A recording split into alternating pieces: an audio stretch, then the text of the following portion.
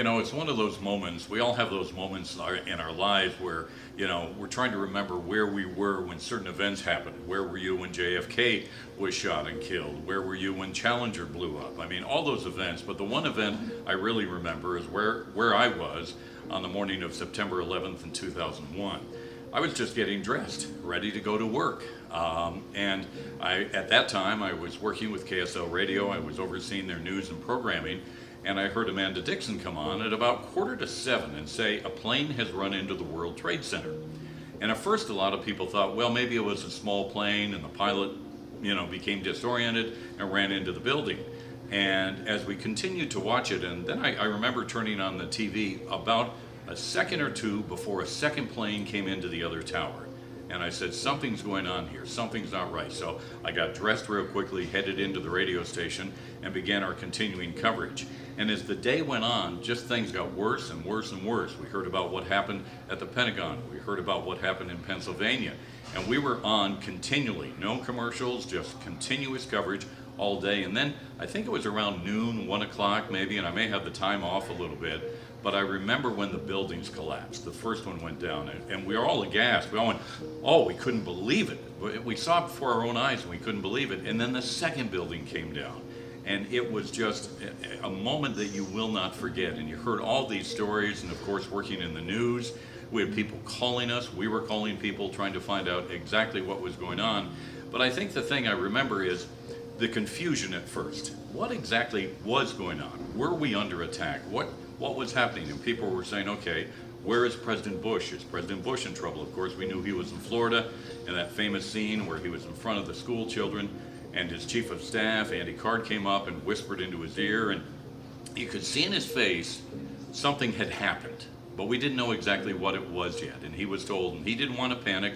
I thought he acted great, tried to remain as calm as he could, but they got him out of there, and then we heard the stories about Air Force One flying around. So it was one of those days that I'll never, never forget. And I remember that. And, the interesting thing was a couple of days later, of course, they stopped all flights in the country for several days. I don't have the exact time frame on that, but for several days.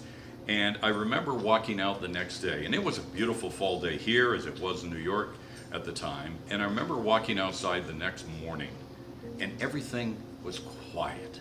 It was like the country had stopped and paused and thought about what was happening. And it wasn't too long after that, I think it was Bruce Springsteen came out with an album. And in this new music that he had written and had produced and the public was allowed to listen to, there was a song in there, and it was called Empty Skies. I'll never forget that song, because I remember looking outside, there were no planes in the air. And normally, where we lived and you could see planes coming in and out of the airport, there were no planes in the air. Everything was quiet. And I'll never forget how calm and peaceful it was. And it was almost like the nation was paying its respect to the thousands of people who died in those attacks and remembering them. The other thing I remember is how nice we were to each other. And we all wish we could get back to there. I mean, we spoke to each other in quieter tones and maybe softer tones and wanted to see if we could help out.